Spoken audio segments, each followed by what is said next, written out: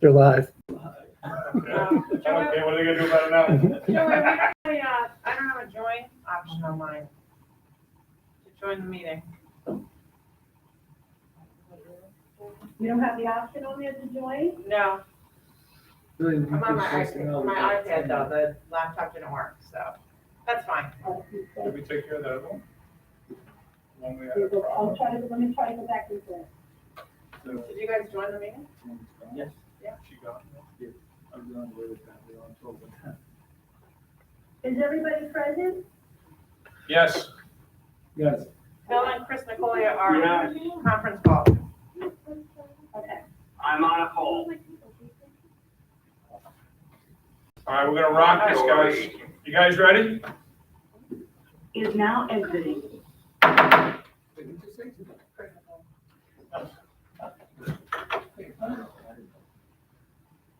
pledge allegiance to the flag of the United States of America and to the republic for which it stands, one nation, under God, indivisible, with liberty and justice for all. Oh, I'm so excited for this day. Red one, baby. Ever. Unless we have to have an emergency meeting. No, I'm sitting at the end of the We're table, gonna so have to have an emergency. this has been one heck of a year. I will not, we don't have anybody who's sent any questions in correction on. Superintendent's report to the board. Let's talk about the election. Nope. No, all right. Guys, not a lot to say. It's been an interesting year. We were just having some discussion here, and what I'd say to everyone is, Sorry. Is now joining. to the public, please be patient. You will be receiving the survey is going to come out on Monday. We are beginning to have preliminary meetings about reopening, but I think that, it's really, I know September 1st is gonna be here quickly, but we have not gotten any real concrete information from the state on how we're gonna bring students into school. I keep saying, we know what we can control. We can control the offices, the custodians, but there are several committees at work through BOCES, working with the state superintendents, and different organizations. And we have to have a plan to New York State by July 15th.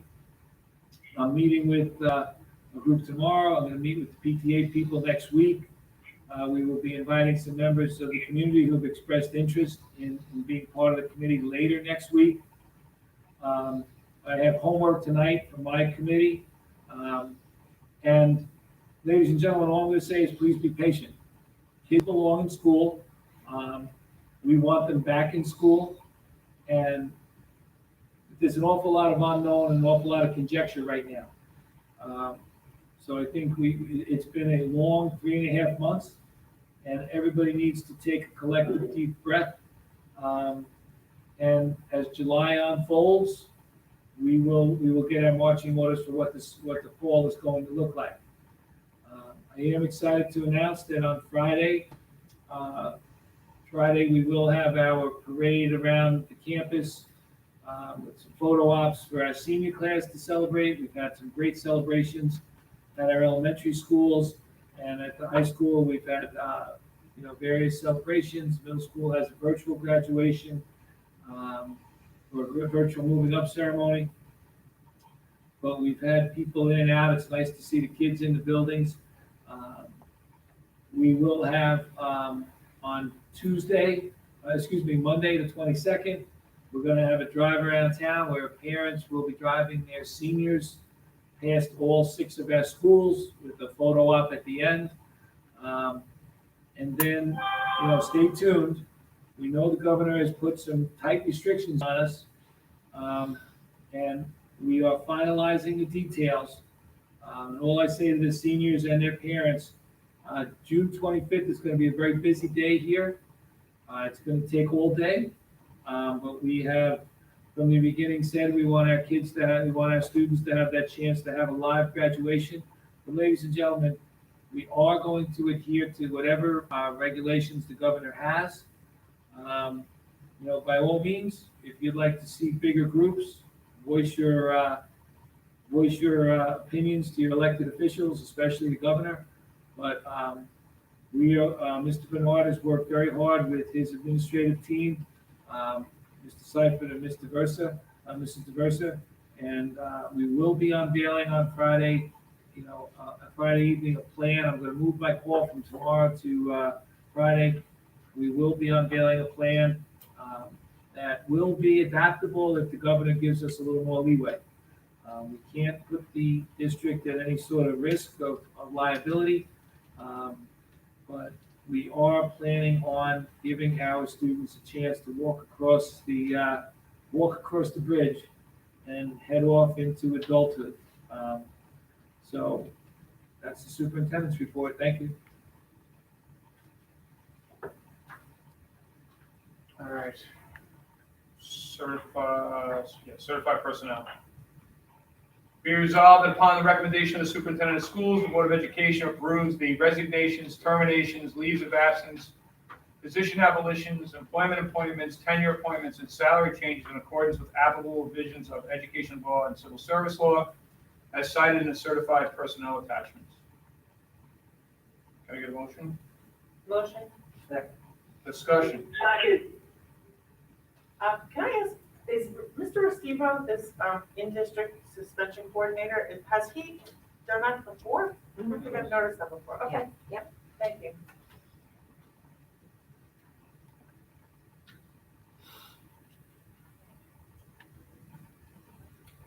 Any other discussion? Yeah, I have a discussion. Did Dr. Bells, did you put contingent on Dr. Waddaw's auditorium thing? No, I actually met with him, and he does a tremendous amount of work prior to the school year during the summer.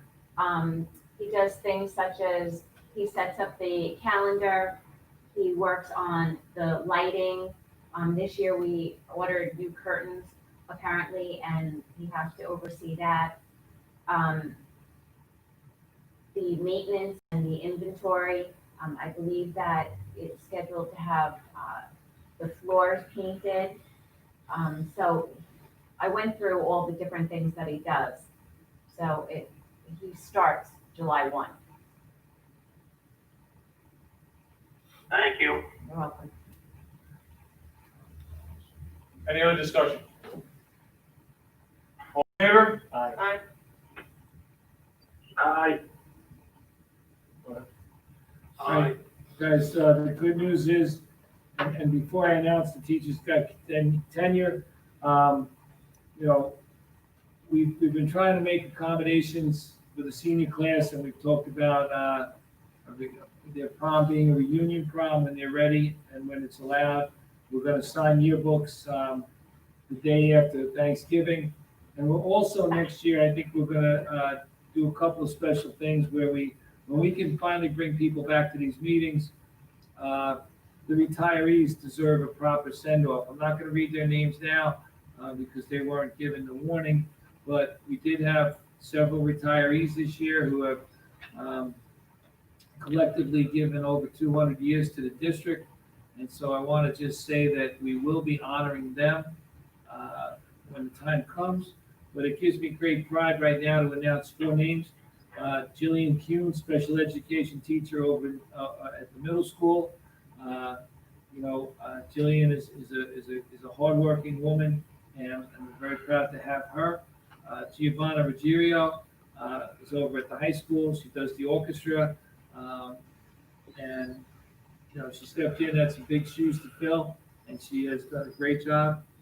Jessica Petraglia is over at Connecticut Elementary School, first grade special education teacher. When I observed her, she took me on a camping trip in the classroom. It was a lot of fun, and the kids loved it. And Nancy Tomasino, a speech teacher who we split with JFK and St. Mary's. I've had the pleasure of seeing all four of these, now that I've been superintendent here, my fifth year. I think all four of these women bring some really good attributes to the table, preparation, planning, and a real passion for helping kids. And I'm very proud to say that all four of them are now joining the team. And as I say to all of them in my office, I look forward to being at their retirement party, because I really, really want to hear the wonderful things that people are going to say about them. So Jillian, Giovanna, Jessica, and Nancy, welcome to the East Islip family. Congratulations. You didn't get tenure tonight, you earned it. So thank you very much. All right, thank you. Non-certified personnel? Be resolved that upon the recommendation of the superintendent of schools, the Board of Education approves the resignations, terminations, leaves of absence, position abolitions, employment appointments, tenure appointments, and salary changes in accordance with applicable divisions of education law and civil service law as cited in non-certified personnel tab. Get a motion? Motion. Second? Second. Discussion? Aye. One guy. All in favor? Aye. All right, moving on to consent agenda. Can I get a motion to accept the consent agenda? Motion. Second. Consent agenda 9.1 through 9.27 passes. Can I just say, on 9/24, thank you to the business officials and the association for making the donation on the hours that they have. Thank you, Pat. Again, thank you for supporting the district, it's really appreciated. All right, 9/28, for whatever reason. Be it resolved that upon the recommendation of the superintendent of schools, the Board of Education approve an increase of 10 cents to the lunch prices for our elementary and secondary schools. The new lunch price for the elementary schools will therefore be $2.20. And for the middle and high schools, the new price will be $2.30 and $3.10. Oh, the car folks are gonna get bankrupt this year. Bankruptcy's coming. Motion. Motion. Second. I just have a question because it was asked of me. Are we allowed, I do, and I know the answer, right, but I want to make sure I ask it. Are we allowed to increase the price more than 10 cents? We are, however, the state guidelines to get to equity, permits us to go as high as 10%, we can go higher. We can go. Well, the question was, if we increase the lunch price, would it be reflected in the quality of the food that we serve?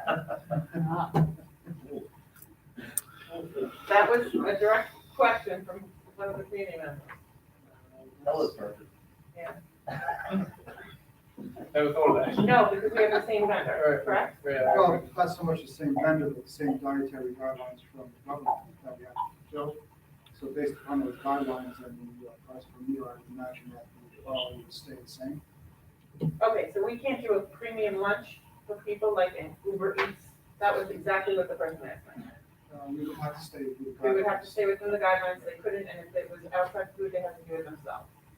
We couldn't arrange an outside catering group No. to do it. Okay, I didn't think so, but I needed to ask, thank you. Very good. I learned something today. Yes, Steve, yes, Mr. Harrison? I'm here. Yes, I always ask the same question at the end of the year. How much money are we not getting back from the food that we've given out? There hasn't been much change since March 13th, but I can give an update at the next meeting. That's all right? Would you please, and with this increase, is that gonna go up again? I guess that will go up too then, right? It would stand to reason, yes. Yeah, okay, thank you. Any other discussion? All in favor? Aye. Aye. Aye. Ratification of the results of the school district budget vote. Resolved that the results of the school district election held on June 9th, 2020 for Proposition 1, school district budget for 2020-2021, which reads, shall the East Islip Union Free School District budget for the fiscal 2020-2021 be adopted in the requisite portion thereof raised by taxation on the taxable property of the district, has attained majority vote and is declared adopted by a vote count of 4,050 yes to 1,834 no. Get a motion. Motion. Second. Discussion. Thank you to everybody that came, that mailed back the ballots and voted. Thank you very much. You know, guys, I'd also like to, at this time, really extend a special thank you to Stephanie Parker, Joanne Mann, who sort of shepherded this, all of the ladies and gentlemen who worked downstairs counting the ballots, and to Mr. Harrison for, you know, working tirelessly over the, you know, it's been a long couple of weeks. It was a, you know, it was a hard-fought campaign. I'd like to also extend my congratulations, you know, to Mr. Kopluck and Mr. Zachary for winning, but to Mr. Malinowitz for, you know, campaigning hard. And, you know, elections like this, you know, you go through them, but then after it's over, you pull together and, you know, we're back to being EI as one. But, again, Mrs. Mann, Mrs. Parker, Mr. Harrison, and the entire team, and of course, that clerk, Marie Rogers, Nicolia. did a lot of, Is now exiting. did a lot of extra work in, some very, very, uncertain waters. They were constantly trying to keep up with changes and constantly, you know, trying to meet the guidelines that were moving. And, so we just want to give a very special thank you to all of them. We vote. All in favor? Aye. Aye. You know, like that. I just forgot. All right. Resolved that the results of the school district election held on June 9, 2020 for the members of the Board of Education listed below in the positions in which their names appeared in the ballot resulted in their receiving the certified number of votes in the balloting as follows: William Carpluck and Christopher Zachary being elected to 3-year terms commencing July 1st, 2020 and ending June 30th, 2023. Is now joining. Number of votes: William Carpluck 3,914, Israel Malinowitz 1,764, Christopher Zachary 5,035. All right, sorry, I mumbled that part. many write-ins, so. All right, motion, Motion. Second. discussion. For God's sake, please no. Just note I got more votes than Bill. For the record, It's Joanne, make sure that's in the minutes, Joanne. not funny, Joanne. Okay. All right, let's vote. All in favor? Aye. What happens if we say no? I think what happens? Why do we do this one? Resolved in the results of the school district election held on June 9, 2020 for Proposition 2, East Islip Public Library budget for 2020-2021 has attained majority vote and is declared adopted by a vote count of 3,860 yes to 1,427 no. Get a motion? Motion. Second? Second. Discussion. Congratulations, Dr. Smith. She's next. We didn't do it yet. Oh, All in favor? I have a question on that. Did the library pay the school district? Did the library pay the school district? Well, we did their work for them. Did they, That was from the governor, though. I beg your pardon? It was from the governor. That had to be done that way. There wasn't a choice. Governor, okay, thank you. 10.4, resolve the results of the school district election held on June 9, 2020 for members of the Board of Trustees of the East Islip Public Library resulted in 4,662 certified votes for Deborah Smith. Declares her elected for a 5-year term commencing July 1st, 2020 and ending in June 30th, 2025. Motion? Motion. Second. Yes. Joanne, yeah, also note that Dr. Smith got more votes than Billy as well. Joanne, stop laughing at his bad jokes. He's bullying me.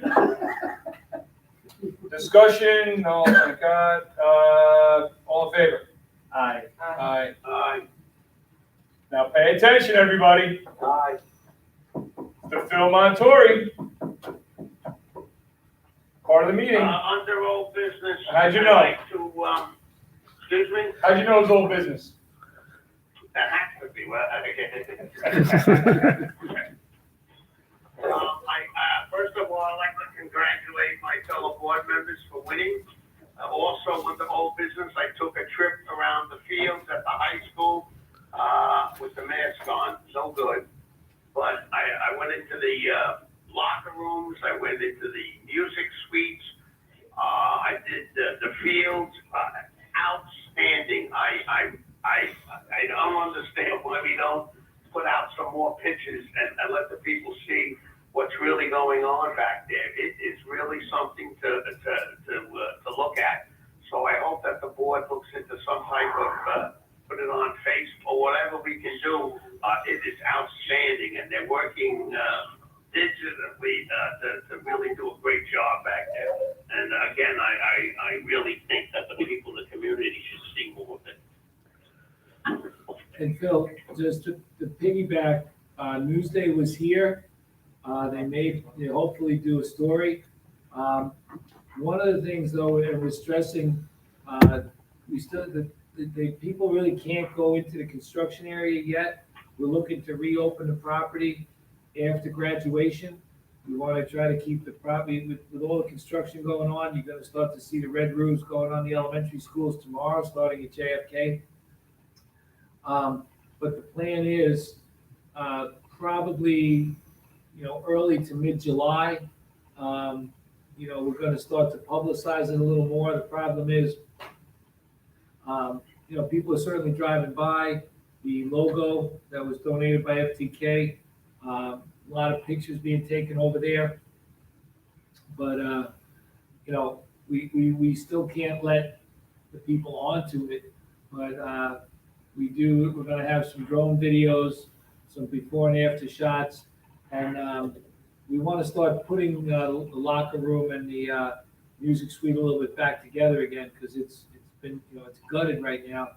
And I do want to thank our architect, H2M, and our project manager, Park East, and particularly a guy on site, Jim Burke. Because if we didn't have the foresight, and they didn't give us they gave us the advice, if we had started the locker room and the music suite, if we didn't start it May 1st, and May 15th, we start everything May 1st. I walked in there yesterday and I thought to myself, okay, we've been working for a month and a half. This would be the middle of August if we had waited till July 1st. And there's no way it would have been done for the opening of the school. But again, Jim Burke, he's been around a long time. He's very experienced. And, we're confident that the rooms are the building and the rooms and everything are gonna be ready for the opening of school. And we're gonna, as we talked about earlier in the meeting, the bathroom renovations, we'll get them going as soon as possible. So, and remember, we're roughly 6 months ahead of schedule and $1 million under budget, and we will certainly get the pictures out there, in about another 3 to 4 weeks. Yeah, it was a great job, and it really looks like a great place to come to. Thank you. Anyone else, any other old business? I just have like an operational question we just approved the March quarter end of the extra classroom, fund. How is that going to work since the kids have not been in school this last quarter? For that money to be, tallied and reconciled? Who's communicating, do you have a point person for each of those accounts? Regarding the report on the agenda today, that was March, so most of the activity was activity that actually happened while we were still in school. Terry Farrow, who's the central treasurer, is working with each of the advisors who then are working with their students to conduct business virtually, regarding taking votes and making sure that all the expenditures are approved at the club level. Then via email, that is communicated to Terry Farrow, who then makes disbursements based upon those approvals. And most of the approvals that were happening between the end of March and the end of the school year are for cancellations and refunds of different fees that were paid for previously that are being reimbursed to the families. So it's all being done electronically, either by email or virtually with the students voting on those disbursements. Okay, thank you. Any other old business? New business? I have a Yes, number of, under new, oh, I'm sorry, Phil, you go ahead. under new business, Go ahead. under new business, is, Mr. Manzo there? Yes, I am. Mr. Manzo, I would like to, and I don't know if you could, say too much about it, but the PRIP,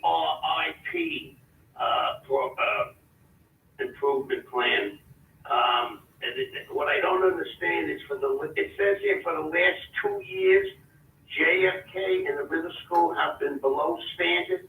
Why did it take us 2 years to find out that they have been below standard? Not below standard, Mr. Montori. They haven't had the participation rate.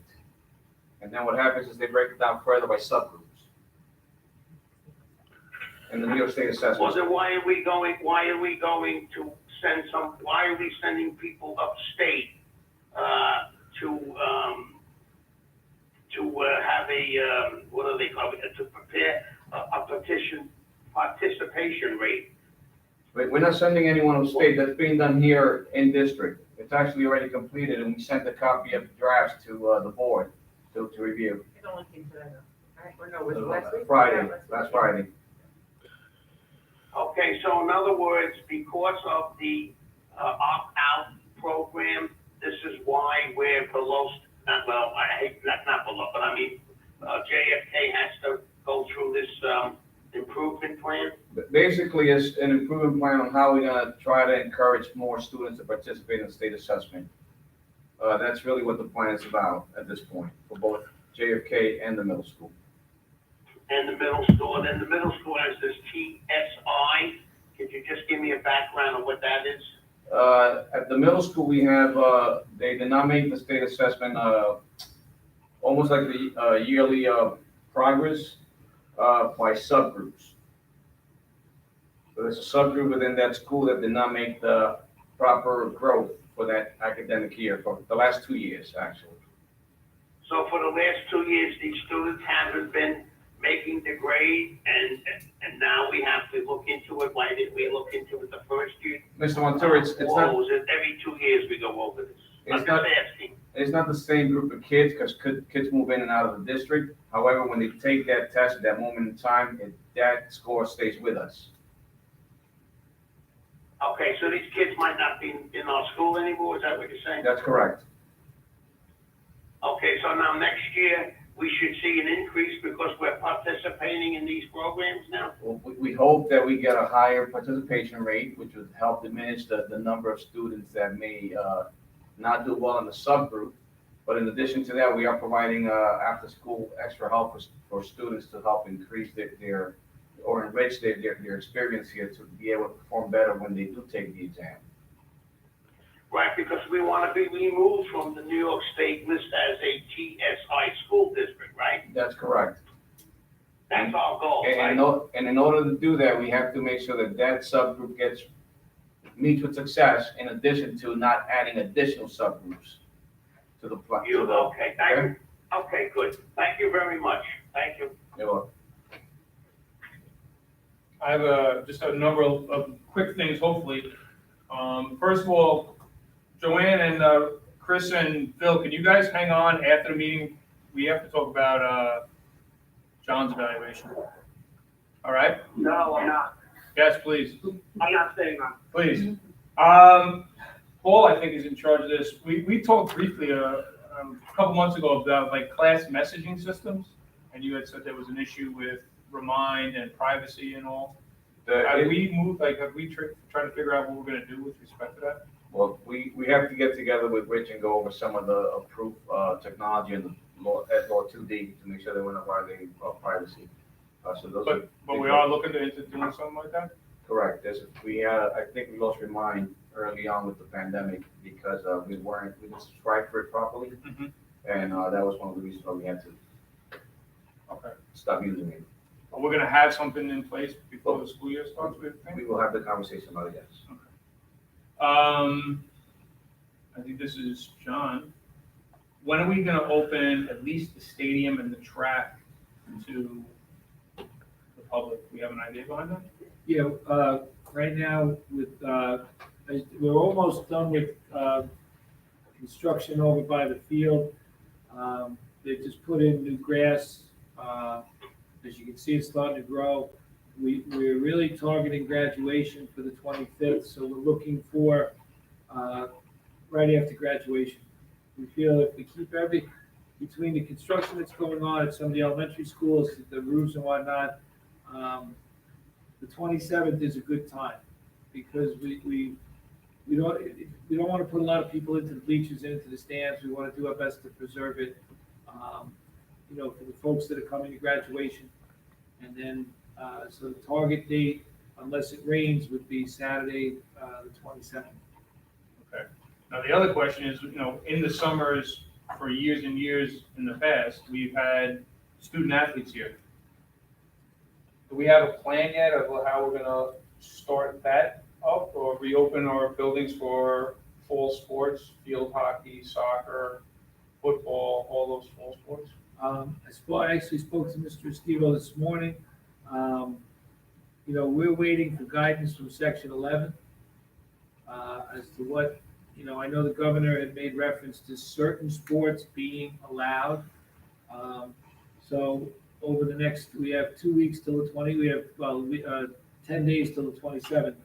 So we'll come up with whatever criteria and whatever, and we'll work. Section 11, I know Steve had a meeting today. I didn't get a chance to talk to him afterwards, but we're going to try to conform and be in line with the other schools in the county.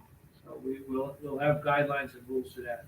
All right. One thing, Bill, we will have outside groups are going to be very limited right now. Numbers for our school groups, yeah. Okay, and the outside groups, what we're being told, number one, we have only the one field right now. Behind the high school won't be ready till August. The outside groups will be limited until the time that we have the space for them too. All right, so over the last couple of weeks, I've talked to a few people and about people don't know when the kids have events here, right? Because it's hard to figure that stuff out. So I was thinking that maybe we could, come up with some sort of plan when we're using this game field in the fall.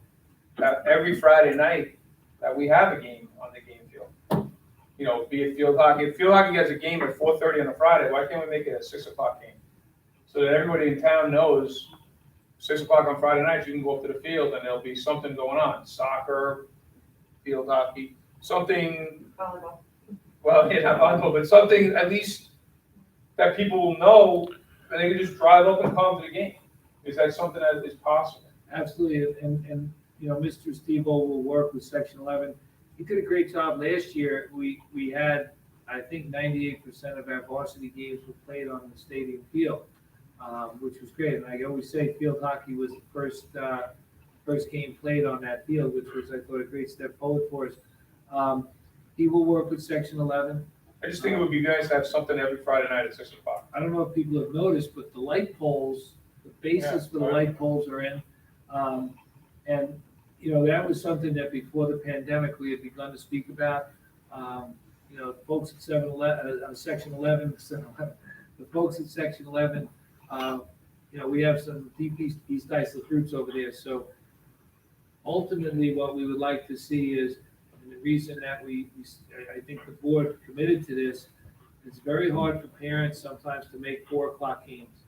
And so we would like to have, especially at the varsity level, we won't be able to get to JV level, but as many games over there as possible so that parents are there. You go sometimes in the afternoon, it breaks my heart because you see parents rushing from their car at 4:45 to catch the second half of the game. So, now that the lights are coming, and we hope that we're up and running,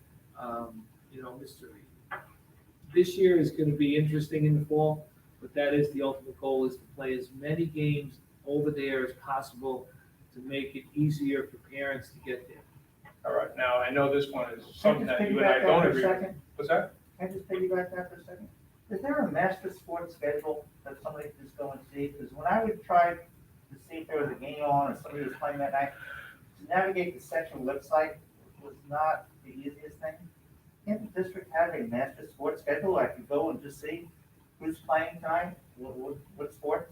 Yeah, I mean, we Whether home always, or away, and wouldn't that be easy to do? I can ask, yeah, we can certainly It'd be post nice that. to have. Yeah, I think we have the link to section, I always use section, so that we can certainly make that This way, available. not just Friday nights, but any other night. If Yeah, I someone know. wants to come and see a game on the field, let's see. People have asked me the last couple weeks about that. All right, so now, one other thing two things I gotta bring up. One other thing has to do with games. You know, we've traditionally had homecoming at 1 o'clock on a Saturday.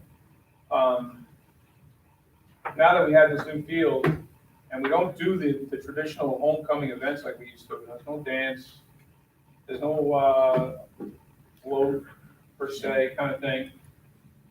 Is it something that we can look into, to having it at 6 o'clock? And the reason behind it is, all these kids are gonna be playing sports, they'll be done at 4:30, they walk over to the field at 5:30. And I've been, for the last few years, I would like to see something that, it doesn't have to be homecoming, but at halftime where we get all the athletes out onto the field. You know, everybody kind of goes on, cross-country team goes on, girls soccer goes on, and they all go on the field at halftime, and all the homecoming people are there, and it's like bringing everybody together. Now, I know there might be issues with a 6 o'clock start for homecoming. You know, I don't know if it's a great, I just wanted to throw that out there as an idea to maybe start some discussion about it. Not that we have to do anything, I just thought it might be something that people can think about. I just don't like the answer is that, you know, we've always done it at 1 o'clock on a Saturday. No, and Bill, I think having been twice in my career, first at Smithtown West and then at Sachem North, the principal where we changed from Saturday afternoon to Friday night, it's going to take about a year or two to build a new tradition. I love your idea of, and I wouldn't stop there, we can recognize as many students as we want. We can certainly recognize the pep band at halftime of the game when you have traditionally you have the homecoming king and queen. At both Smithtown West and Sachem North, it was great to watch them build a new tradition. And I think what you're saying is if we can get the kids to come over and be recognized the second time, you recognize them at the pep rally, but then also recognize them, and again, it does not have, it would be more than just the athletes. It's, you know, you can get big groups of kids to walk out in front of a big crowd and get a cheer. You know, I know we've had this conversation, they do this at colleges. We have a campus that's gonna look like a college campus. You know, we've got the new logo, we're gonna have signage on either side that's been donated. So I think what'll happen, and there is, let's be honest, there's some uncertainty about the fall, but within 2 years, I think you're gonna see a whole new homecoming tradition that could also include carry over onto the next day where the soccer kids and the Little League football kids are out there playing and let them see what's up here. You know, so I think everybody be patient. We're gonna have the new style homecoming, and we'll be open to all kinds of suggestions. All right, my last suggestion, a new business, sorry. But, you know, in light of a lot of the discussions of the last couple of weeks across the United States, right? One of the things that bothered me when I first was on the board was the exclusive nature of course requests and the lack of equity. And I think, and Paul and I have discussed this before, if we could have an initiative to expand the offerings, expand AP seminar. Because I feel like the AP seminar class, like, lays the foundation by which a lot of kids can learn the skills that'll give the opportunity to succeed at the next level. It's like an entry into AP programs. And if we're gonna promote more equity, let's give kids who are willing to take the chance. I think we need to promote it more. I don't know how to do it. I know you said to expand it maybe into English and social studies as well. I just think it's a very worthwhile class for kids who are trying to get through that door. And I don't think enough kids know about it. And I don't know if people understand the value of that opportunity. So I would like to see us expand that if we can. You know, we've had, what, 1 or 2 sections every year? Yeah. And if we could just expand it more and let more kids, I mean, we have an expanding AP program. If seminar could be a big part of that, I think it would benefit kids in the long run. Because it's a skills-based class that helps kids kind of build a foundation from which they can succeed. I just would like to see us expand that in some way. Do you agree, or? I think offering more opportunities is certainly beneficial to our students. So certainly something to look at. You know, and if you don't mind, I just want to piggyback. We had the highest AP participation rate. Remember, our enrollment is declining. You know, we're concerned about, you know, the post, COVID world, but we also added cosmetology, robotics, the WFTK, Internet Studio, BOCES, and we're looking, with the way the bond is going, to revamp the back of the building into what we're gonna call an innovation lab, and hopefully it's a little more steam at the middle school and at the elementary schools. And I'll be the first one to say it, I'm 58 years old, I'm not sure I understand all of these things, but I know that the kids that are 18 years old are gonna need them. So by expanding AP, cosmetology, robotics, BOCES, and the WFTK Internet Studio, that's preparing kids for, we're preparing kids to go to work in 2030 and 2040. And you're seeing it, it's evolution. So expanding these programs and dealing with declining enrollment, I think is a challenge, but I think we're meeting that challenge. Any other new business? Public comments? PG? All right. The next Board of Education regular business meeting and annual reorganization meeting will be held on Thursday, July 9th, 2020 at 7 p.m. Motion to adjourn? Adjourn. So Joanne, Yes. because Phil